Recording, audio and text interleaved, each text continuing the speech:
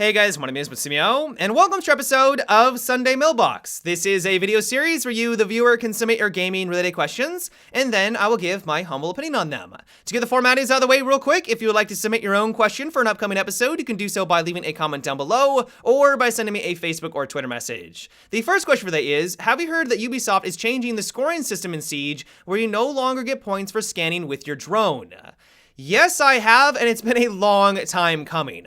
If you're not aware of what he's referring to, Ubisoft made an announcement that they're going to be changing up the scoring system in Siege, where you're now going to get less or more points for doing certain actions. To give you an example of this, if you reinforce a wall with Bandit's battery, you're going to get less points for doing that action. But if you destroy a gadget with that battery, you're going to be getting more points. Doc, for example, is now going to get more points for healing his teammates. I think it's going from 20 up to 40. They're pretty much just trying to even out the point distribution in this game for doing what you're supposed to do as that operator. The biggest change that is coming to the scoring system, though, is that you are no longer going to be getting points every single time you scan the enemy, either with your drone or your camera. Now, there will be an initial point value for revealing the enemy. That is a big part of Siege. You do need to know who you're going against, and you will get points for that. But it's now going to be team-wide, and so instead of just giving you 10 points, everyone on your team gets 10 points.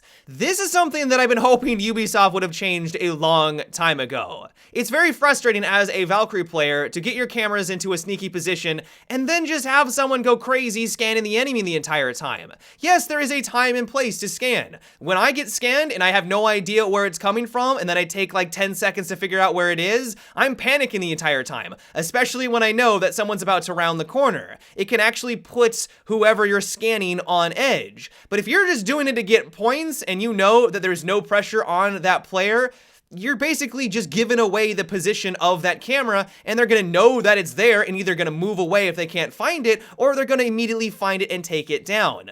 And so hopefully by making this change, we won't have those players that are constantly scanning the entire time because they're incentivized to do that and basically farm points. This also means that you can't farm points. You know, you have those matches where someone's at the top of the scoreboard, they have like 1 kill, but someone has like 6 and 5 assists and some reason they're not up there. It's because someone was just point farming the entire time. Now, at the end of the day, it doesn't really matter who's at the top of the scoreboard, but it would be nice to have a better representation of who contributed more to a match. And while once again, scanning is important, it's not that important. The next question is, now that Battlefield 5 has been announced, do you think that it confirms that it's going to be in the modern setting? Honestly, I have no idea where the next Battlefield is going to be taking place because in their announcement, they state that they're going to be exploring a new setting that they've never explored before. That's a pretty bold statement coming from DICE because they pretty much covered all of the major ones. World War II, of course, was covered by the original Battlefield, World War I by BF1, they've been to Vietnam, they've been modern, they've even gone futuristic with Battlefield 2142. And so unless they mean like a different area of the world that they're going into, but it's just that setting in a different place, it's really hard to tell.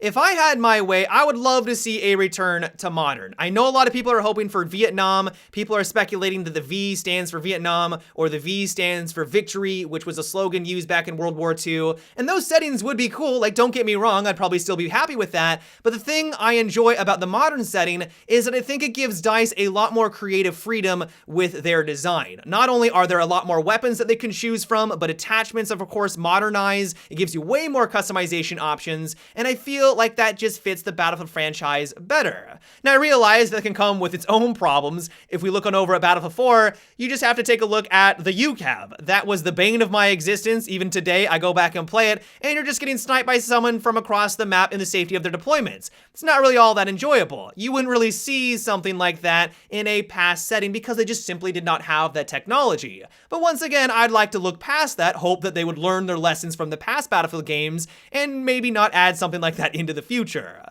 And so let me know what setting you would like to see. Are you hoping for a complete deviation from the norm? You don't want to see the ones that everyone is hoping for? You'd like them to go a completely different direction? Let me know down below in the comment section. The next question comes from Apollo Fury, and it is, do you think that they should just place Tower into casual only as it's the worst map in the game? Well, I'm definitely not going to argue with you on that statement. I think that Bartlett University, in my mind, is the worst that's ever been introduced into Siege, but it's not in ranked, and it's definitely not in casual. And so, yeah, I do agree with you that something needs to be done with the map rotation. Luckily enough, Ubisoft actually made the announcement that they are going to be changing up the map rotation for the next season. What we don't yet know, though, is how they're going to be going about it. Does this mean that they're going to be adding in old casual maps into the rotation? Are they going to be taking maps away? If I had to take a guess, Tower is going to be removed. I know that it's not universally loathed by everyone, because some players actually enjoy Tower because it's a roamer's paradise. Every roamer that I talk to adores this map for that very reason, but I think on average, most would agree that it's not the most well balanced and it leads to a lot of frustrating gameplay. But what else will they remove? What kind of maps would they add back into the rotation? Right now, other than a select few, I feel like these are the most competitive maps in the game. I would be very surprised if they added in House. I know that for a lot, that's a fan favorite. House for newer players is really fun because it's not very complex. It's easy to learn. House, when I first got started for like the first 6 months, was my favorite map in the game.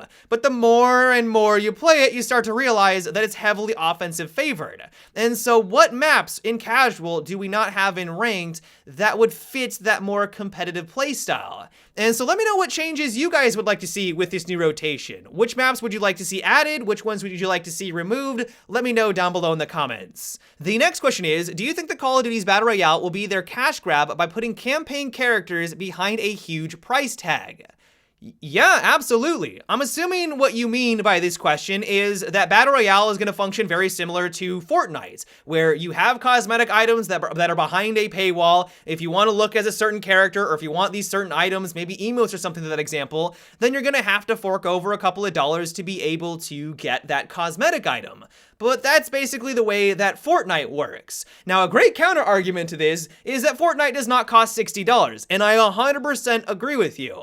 If they come on in with a very bare bones BR with no cosmetic items that you can actually unlock with in-game progression, and they just already start with an absurd amount of microtransactions, I know that's going to upset a lot of people. Now, I realize that that $60 is also going towards the multiplayer and zombies. It's not like it's just going to BR, but even still, if they try to pull that, I think a lot of people are going to be upset. Now, that all being said, I don't think it's terrible for them to add microtransactions as long as they're going to be dedicated and as long as they showcase that they're going to continuously support the game. If they are like Epic and they constantly update their BR mode and they give us new maps in the multiplayer, as long as that money is going somewhere to the progression and the further development of that game, I don't necessarily think that's a bad thing.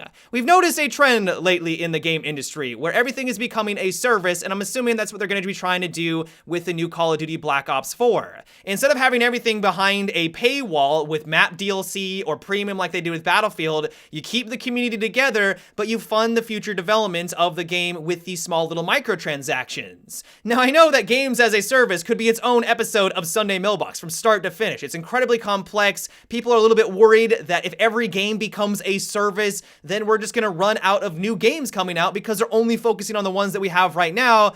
But we're not going to get into that. But that does seem to be the trend that every game developer is heading down, and I don't think that's going to be any different here. And so to answer your question, I think you're absolutely right. We have to remember that they are a business. That is exactly what they're going for. But as long as they create a quality product, as long as they create a fun game, I don't think it's going to be the worst thing ever. This is the way that it works in Rainbow Six Siege, in Fortnite. They create these cosmetic items, those microtransactions, fund the development of the game, and as long as they're not pay to win, and I'm really hoping that they don't go down that direction, I think it'll be okay, but of course, only time will tell.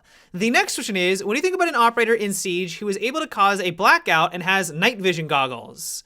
So I know a lot of people like this idea, but I feel like it would just turn into Glass 2.0, where you turn off the lights, you rush on in with your thermal goggles, and you see everyone, they have no idea you're there, and you take them out. You don't need to put down a smoke screen like you would with Glass.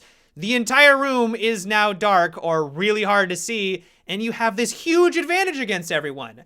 that just doesn't seem like it'd be fun to go against. And while I know that people love this idea, this concept is constantly brought up in Sunday Mailbox, people love the idea of being able to turn off the lights and have a more dynamic map. I just don't know if an operator should be able to have this kind of capability. If everyone could turn off the lights and no one had Iron V or anything like that, and it kind of changed the cat and mouse a little bit, if you were a defender, you could turn off the lights or shoot them out or something like that, and then that corner is darker, so if you're playing as Vigil, that could give you an advantage. Like, stuff like that could be a bit more interesting, but I don't even know if I'm sold on that, because then it's just going to turn to everyone, trying to find the darkest places in the map and then become practically invisible. Getting taken out by people you just cannot see also doesn't sound all that enjoyable. But yeah, guys, that is about it for today's episode of Sunday Mailbox. I hope you enjoyed. As always, if you would like to submit your own question for an upcoming episode, you can leave a comment down below or by sending me a Facebook or Twitter message.